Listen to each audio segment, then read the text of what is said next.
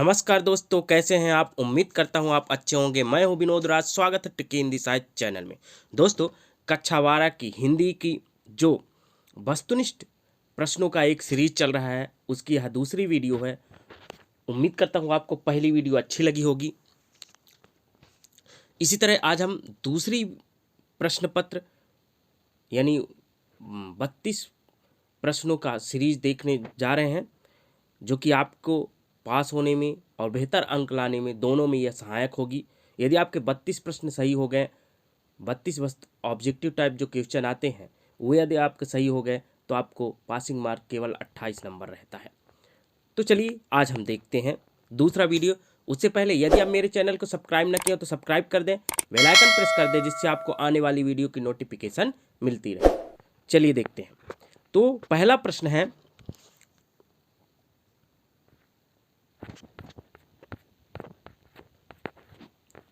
पहला है वीर गाथा काल की प्रसिद्ध रचना है।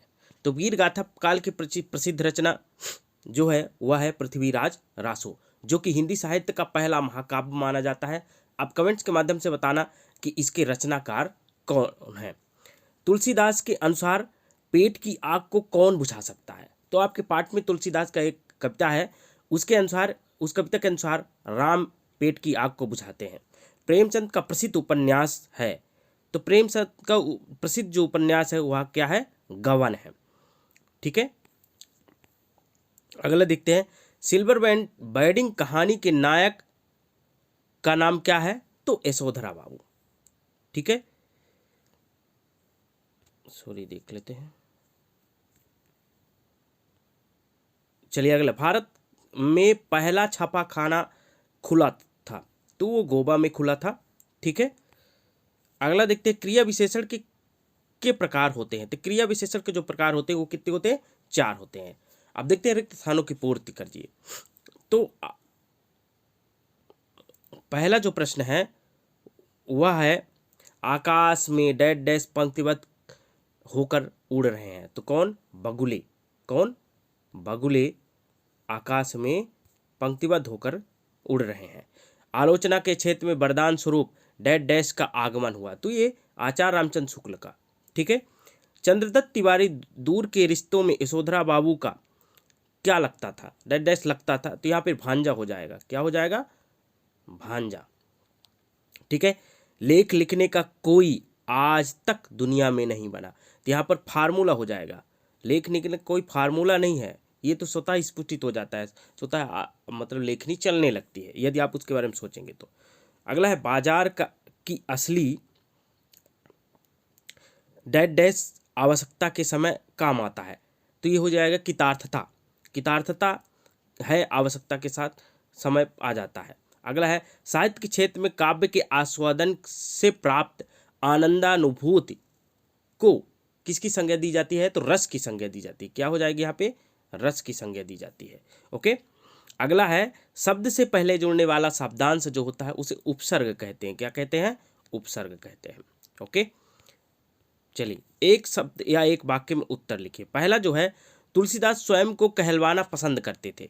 तो स्वयं को राम का गुलाम कहलवाना पसंद करते थे। रघुवीर सहाय की किस कृति में कविता, कहानी, निबंध का अनूठा संकलन है।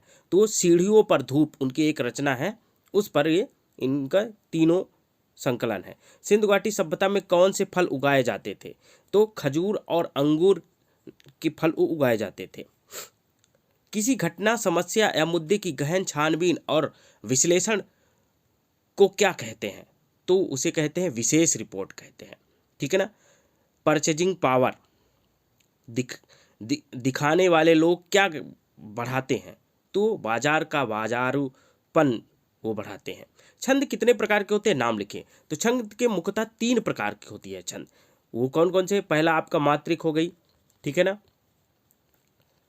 और दूसरा क्या हो गई, वार्णिक हो गई।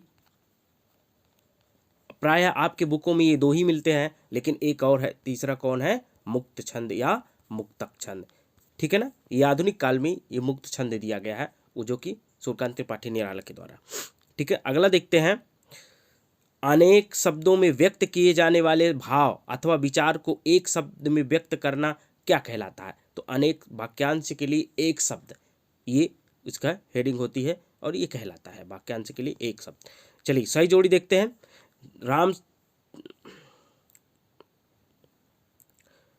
राम मनोहर जोशी, तो राम मनोहर जोशी क्या हो गए?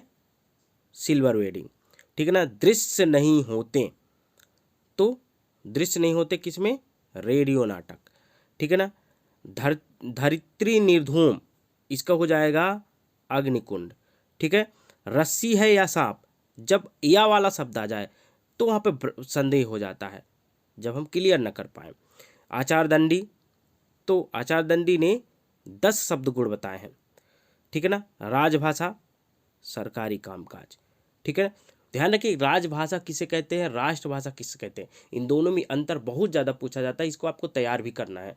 बहुत से बच्चे कहते हैं जो राज्य में बोली जाती है उसे राजभाषा, नहीं, जो सरकारी कामकाज की भाषा होती है उसे राजभाषा कहते हैं, ठीक है। अगला देखते हैं, सत्य इसमें देखते हैं। छायावादी कवियों ने प्रकृति का मानवीकरण किया, ये बिल्कुल सत्य है। मिस्र और सुमेर में चकमक और लकड़ी के उपकरण इस्तेमाल होते थे, बिल्कुल सही है। निराला की सरोज स्मृति घनघोर निजी रचना है, ये भी सत्य है। जाति प्रथा भारत में बेरोजगारी का अप्रत्यक्ष कारण बनी हुई है, ये क्या है? गलत है। व्यंजना शब्द शक्ति के 2 प्रकार हैं, शाब्दिक व्यंजना, आर्थी व्यंजना, ये भी आपका सत्य है। आप कुछ सोच रहे हैं जी में निपात शब्द कुछ है, नहीं, ये नहीं होगा, जी यहाँ पर होगा निपात, तो इसलिए क्या हो जाएगा? गलत हो जाएगा, ठीक है। ये रहा आज वस्तुनिष्ठ प्रश्नों का दूसरा पार्ट।